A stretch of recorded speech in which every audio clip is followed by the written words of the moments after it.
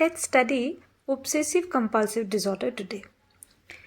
Now, obsessive compulsive disorder is a mental health condition that is characterized by obsessions and compulsion that cause significant distress to the person and interfere with the everyday life activities. To make it clearer, or in the simpler terms, it can be said that in OCD, people have recurrent unwanted thoughts, ideas, or sensations that can be termed obsession, which trigger them to do some repetitive actions, that is a compulsion. Therefore, the compulsive act is performed to ease out the distress caused by the obsessive thought. Previously in DSM IV, obsessive compulsive disorder was listed under anxiety disorder, but in DSM V, it has backed an individual category for itself named obsessive compulsive and related disorder. Now, this change in categorization was done with the view to focus on the obsessive thought and compulsive behaviors rather than the anxiety as the main feature of the disorder. In DSM V also identifies some other disorders that are also characterized by this type of preoccupations and certain repetitive behaviors in response to such preoccupations. Therefore, the rationale behind such categorization was based on the symptom similarity and comorbidity. What is comorbidity? That is the co-occurrence of the disorders. Though anxiety remains an important feature of obsessive compulsive and related disorders, but ruminating thoughts, compulsive acts and distressing emotions are important specifier for all the obsessive compulsive and related disorders. Now we can call it as OCRD to make it easier.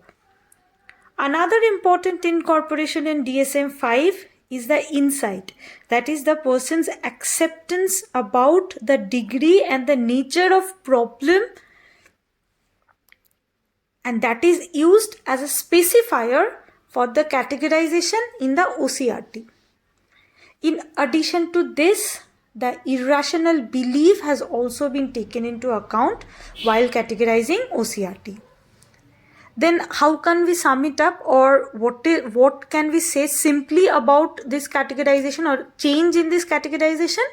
That is, DSM V departed from the view of having anxiety as the sole precursor of OCD and identified the belief system, the distressing thought pattern and the symptom manifestation along with the anxiety in categorizing OCRD. Okay. And so now in DSM V, these obsessive compulsive and related disorders include OCD, that is obsessive compulsive disorder, BDD, that is body dysmorphic disorder, we all know about it, that is obsession with the body features. Then we have the hoarding disorder. What is that? Keeping things or collecting items. So what they have, these persons have a persistent need of saving. They tend to keep everything from alpine to elephant. They can't dispose things of.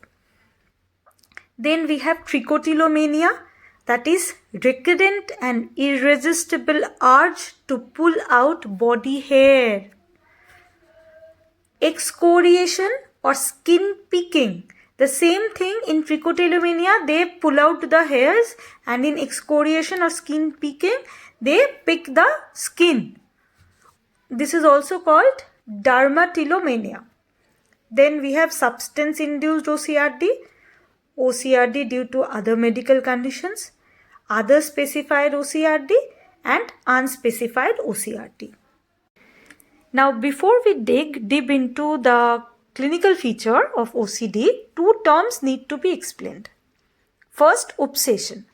Now obsessions are recurrent and persistent thoughts, impulses or images that cause distressing emotions such as anxiety. These thoughts are intrusive and irrational, which the individual tries to control but he fails to do so by logic or reasoning. Such thoughts tend to hamper the daily life activities, and for this the people engage in some other activities to distract themselves from that thought. And these moves take the form of repetitions with the persistent thoughts. As the thought comes, they do that repetitive act to avoid that thought. Okay. Now these obsessions are of various kinds.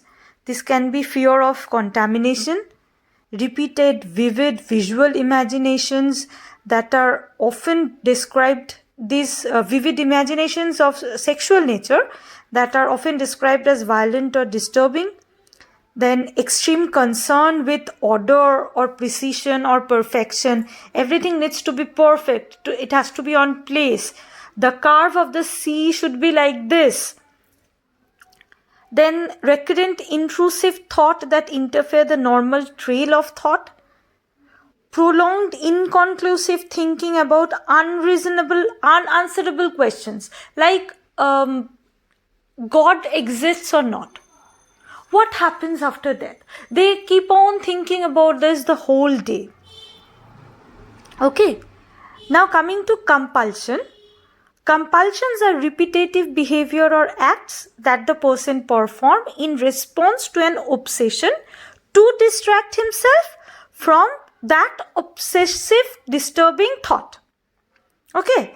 By performing this act or this activity, then his anxiety is released and the distress caused by that obsession is reduced to great extent. These actions can be relatable, like we are washing hands in fear of germs. Now these are relatable, and this is also releasing my anxiety. How? I'm afraid I may be contaminated, so I'm washing my hand. So if I'm washing my hand, that means the germ or the dirt, it is washed away, so I'm safe. So by doing the repetitive work, my anxiety is reduced, and as the same way my compulsive act is also relatable to my obsessive thought. But in some cases, the compulsive act might not be as relatable to the thought. Same as obsession, there are a variety of compulsions also, like ritualistic hand washing, taking bath, brushing. Then it is coming to cleaning the households numerous times. Then arranging the things, everything has to be in order. The pin has to be here only. The watch has to be, the clock has to be in this angle only, like this.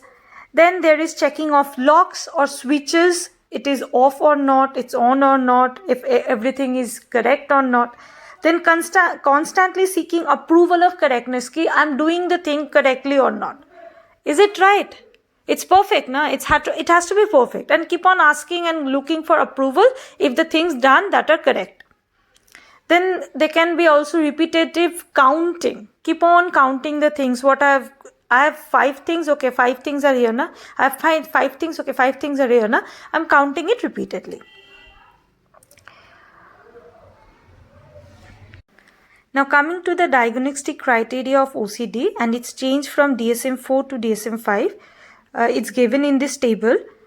Now the first noticeable change in DSM IV is enlisted in the first line, that is the presence of obsession or compulsion, either or, as a criterion of OCD. But in DSM V, but it has both obsession and compulsion have been identified as important in diagnosis of OCD. Now both are important, and previously it was either or.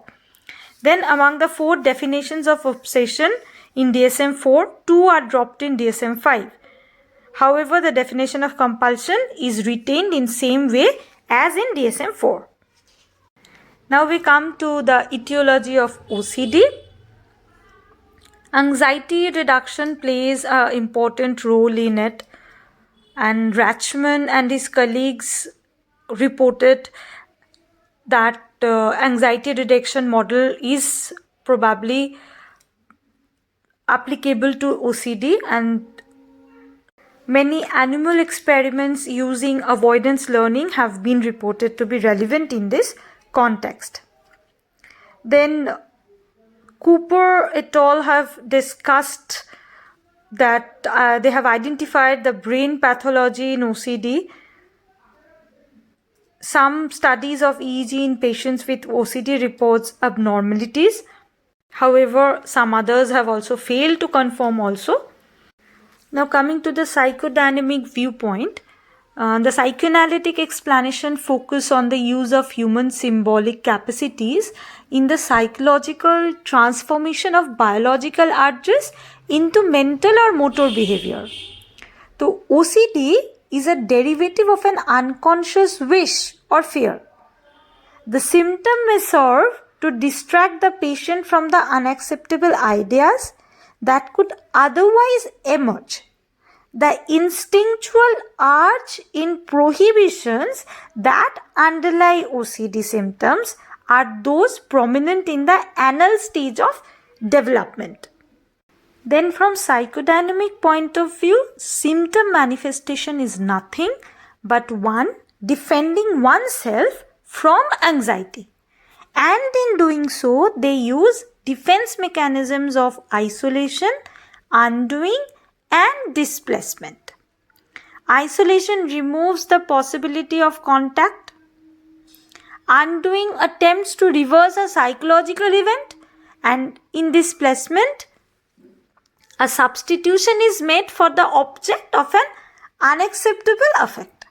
Okay, in this way, by using these defense mechanisms in this way, OCD is described from the psychodynamic viewpoint.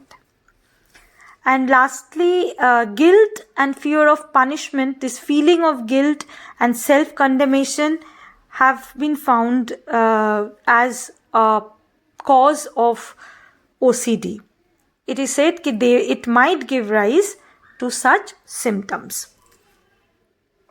At the end, coming to the treatment, cognitive behavior therapy is found to be very effective in treating OCD. Now, that is all about obsessive compulsive disorder. If there is any doubt about this, you can comment below or directly reach out to me. Thank you, class.